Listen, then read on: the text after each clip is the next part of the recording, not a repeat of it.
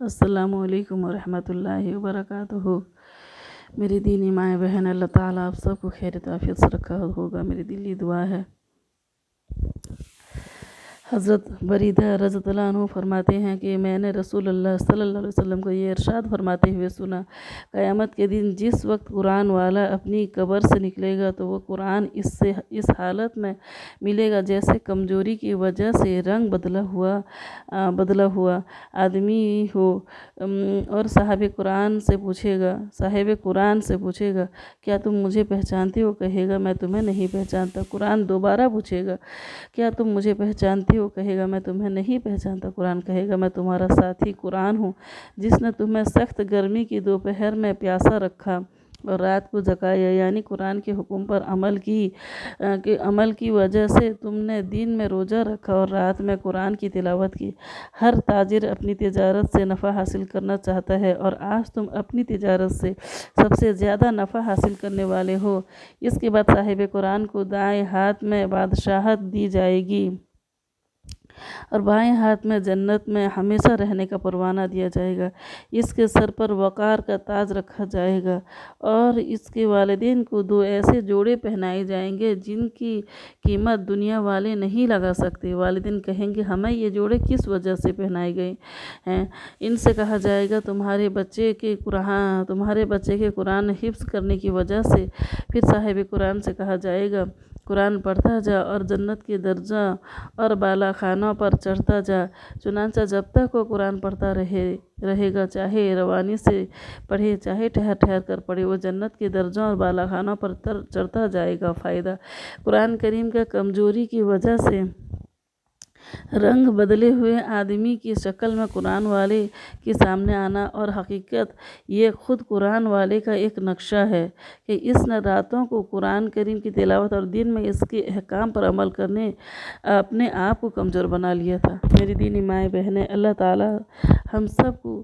اس پر عمل کرنے کی توفیق عطا کرے کہ ہم قرآن شریف زیادہ سے زیادہ پڑھیں اور اس پر عمل کرنے والے بن جائیں۔ اللہ تعالیٰ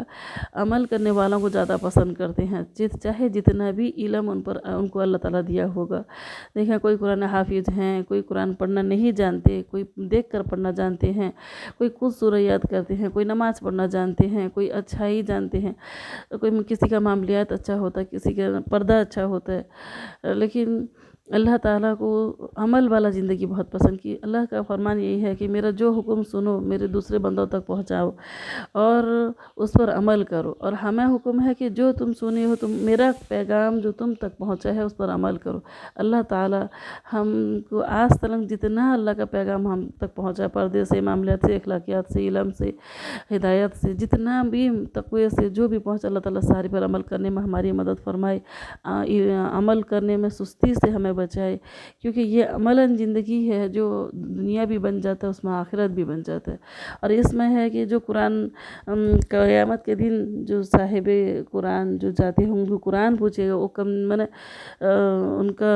کمزور رنگ بدلا ہوا ہوگا ان کا، تو وہ پوچھیں گے کیا تم مجھے پہچانتے ہو صاحب قرآن سے؟ تو وہ بولیں گے کہ نہیں، میں تمہیں پہچانتا نہیں۔ ایسے ہی 2 بار پوچھیں گے، پھر وہ بولیں گے میں قرآن ہوں جو تم دنیا میں پڑھتے تھے، اور ان کو تسلی دیتے ہوئے حشر کے میدان تک لے کے جائیں گے اور انہیں داہنے ہاتھ میں بادشاہت دیا جائے گا ہمیشہ رہنے والی، اور بائیں ہاتھ میں ان کو جنت میں ہمیشہ کا پروانہ دیا جائے گا۔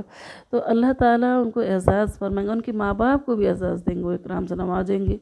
جو حافظ قرآن ہوں گے ان کی، اور عملاً زندگی میں بھی ساتھی ان کا ہوگا، ان کے ماں باپ کو بھی جنت کے جوڑے پہنائے جائیں گے۔ اللہ تعالیٰ ہم تمام اولادوں کی زندگی سے ایسا کام لے لے جو ہمارے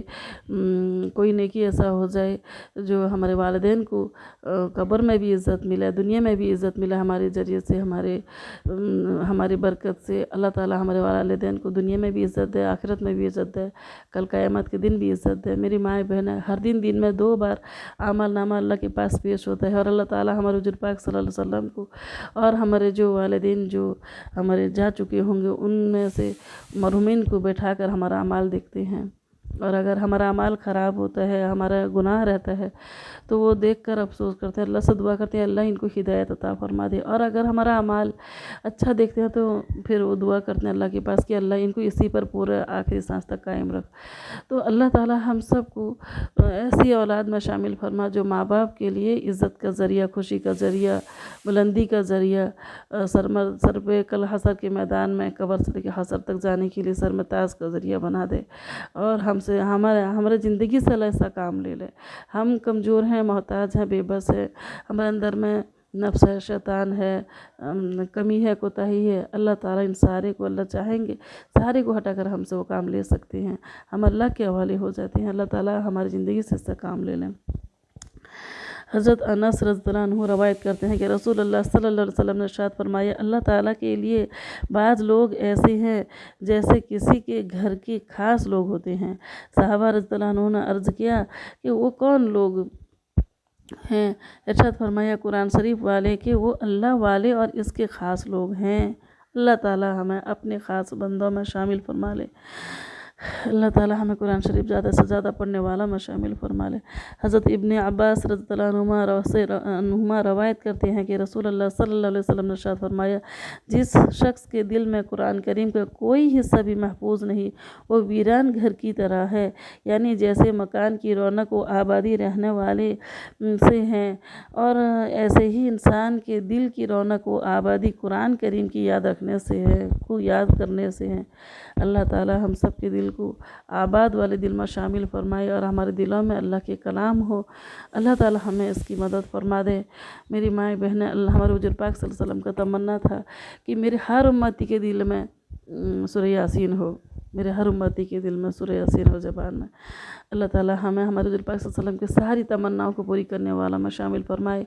ہمیں ہمارے حضور پاک صلی اللہ علیہ وسلم کو سکون اور تسلی کا ذریعہ بنائے، اور ان کے امتی کو ان کے طرف کرنے کا ذریعہ بنا دے، اور ہم بھی گناہ سے رکنے والا میں شامل ہو اور روکنے والا میں شامل ہو، نیکی کرنے والا میں شامل ہو، نیکی کرانے والا میں شامل ہو، نیکی کا دعوت دینے والا میں شامل ہو۔ اللہ تعالیٰ ہمیں اس کے شامل عطا فرما دے، ان بندوں میں شامل فرما دے۔ حضرت سعد بن عبادہ رضی اللہ عنہ روایت کرتے ہیں کہ رسول اللہ صلی اللہ علیہ وسلم نے ارشاد فرمایا،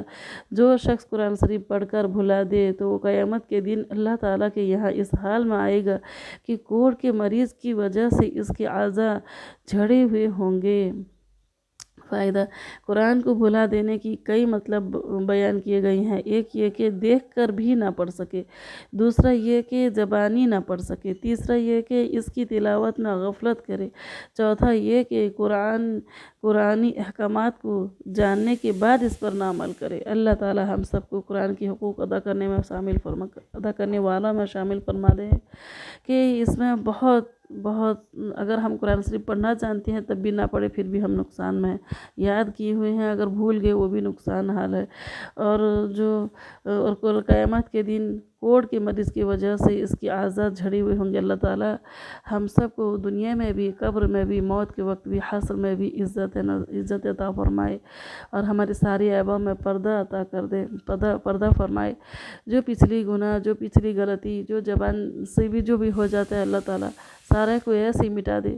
ہم اگر کوئی چیز کو مٹاتے ہیں اس کا نشان باقی رہ جاتا ہے، اللہ اگر کسی چیز کو مٹاتے ہیں تو اس کا نشان بھی باقی نہیں رکھتے، اور ہم اگر اپنی فطرت کو نہ سدھاریں تو پھر وہ غلطی ہمارے سامنے کھڑا ہو جاتا ہے۔ اللہ تعالیٰ ہم کو اور ہمارے فطرت کو اللہ تعالیٰ اپنے فضل سے صحیح کرنے کی مدد فرمائے۔ حضرت عبداللہ بن عمر اور عمرو رضی اللہ عنہما روایت کرتے ہیں کہ رسول اللہ صلی اللہ علیہ وسلم نے ارشاد فرمایا، قرآن کریم کو 3 دن سے کم میں ختم کرنے والا اس سے اچھی طرح نہیں سمجھ سکتا۔ رسول اللہ صلی اللہ علیہ وسلم کا یہ ارشاد عوام کے لیے، چنانچہ بعض صحابہ رضی اللہ عنہم کے بارے میں 3 دن سے کم میں ختم کرنا بھی ثابت ہے۔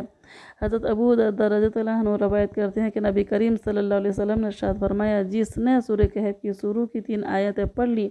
وہ دجال کے فتنے سے بچا لیا گیا۔ سورہ کہف کی حضرت ابو درداء رضی اللہ عنہ سے روایت ہے کہ نبی کریم صلی اللہ علیہ وسلم نے ارشاد فرمایا، جس نے سورہ کہف کی شروع کی 10 آیتیں یاد کر لی وہ دجال کی فتنے سے محفوظ ہو گیا۔ ایک روایت میں سورہ کہف کی آخری 10 آیتوں کی یاد کرنے کا ذکر ہے۔ اللہ تعالیٰ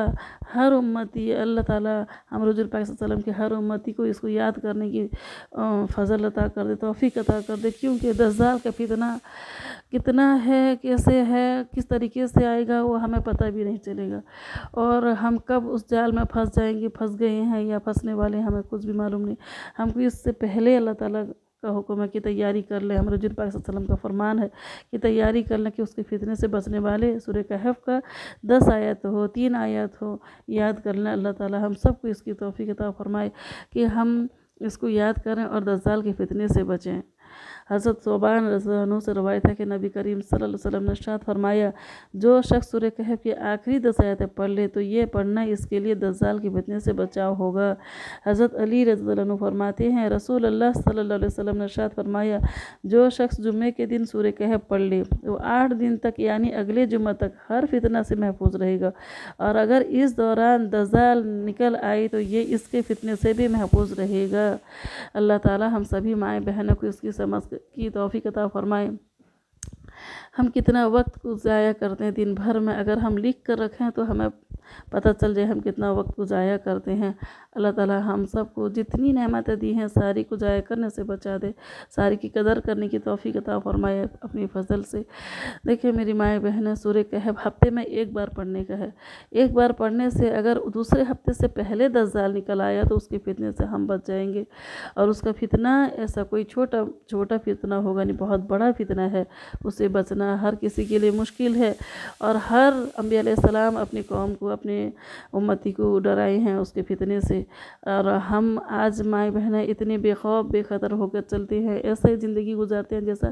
ہمارے لیے کوئی بات ہی نہیں زندگی، اور کہیں اگر میت دیکھتے ہیں تو پھر ہم تھوڑا بہت اللہ کا کی ہوش میں آ جاتے ہیں کہ نہیں، ہم کو توبہ کرنا چاہیے، نیکی کرنا چاہیے، گناہ سے بچنا چاہیے۔ اور میری مائیں بہنیں، ہم اس کے لیے بچنے کے لیے کچھ اعمال ایسا ہے کرنا چاہیے، جیسے یہ سورہ کہف ہے جو بڑے سے بڑا فتنہ بچا دے گا، تو اللہ تعالیٰ چھوٹے فتنے سے بھی ہمیں بچائے گا، بڑے فتنے سے بھی بچائے گا۔ اللہ کا ذمہ داری ہے ہم عمل کریں، اللہ کا کام اللہ کریں گے، ہمارے عمل کرنے میں کمی ہے، کوتاہی ہے، سستی ہے، اللہ کے دینے میں کبھی کوئی چیز کا کمی نہیں ہے۔ حضرت ابو ہریرہ رضی اللہ عنہ سے روایت ہے کہ رسول اللہ صلی اللہ علیہ وسلم نے ارشاد فرمایا، سورہ بقرہ میں ایک آیت ہے جو قرآن شریف کی تمام آیتوں کے سردار ہے، وہ آیت جیسے ہی کسی گھر میں پڑھی جائے اور وہاں شیطان ہو تو فوراً نکل جاتا ہے، وہ آیت الکرسی ہے۔ اللہ تعالیٰ ہم سب دینی مائیں بہنوں کو سننے سے زیادہ، پڑھنے سے زیادہ عمل کرنے کی توفیق عطا کرے، اور ہمارے حضور پاک صلی اللہ علیہ وسلم کی سنتوں پر چلنے کی توفیق عطا کرے۔ مسنون دعا میری مائیں بہنیں جن کو قرآن شریف پڑھنا آتا ہے وہ مسنون دعا دیکھ کر دعائیں سب یاد کر لیں اپنی حفاظت کے لیے، اپنی محافظ کے لیے، کیونکہ ہم دنیا میں ہیں، اللہ تعالیٰ ہی بتائے ہوئے ہیں وہ ساری دعا ہمارے حضور پاک صلی اللہ علیہ وسلم کے ذریعے، تو ہم اپنی حفاظت کے لیے سب پڑھیں گے تو اللہ تعالیٰ ہماری حفاظت فرمائیں گے اس کی برکت سے۔ اللہ تعالیٰ ہمیں سننے سنانے سے زیادہ عمل کی توفیق عطا کرے اور قرآن شریف زیادہ سے زیادہ پڑھنے کی توفیق عطا کرے۔ السلام علیکم ورحمۃ اللہ وبرکاتہ۔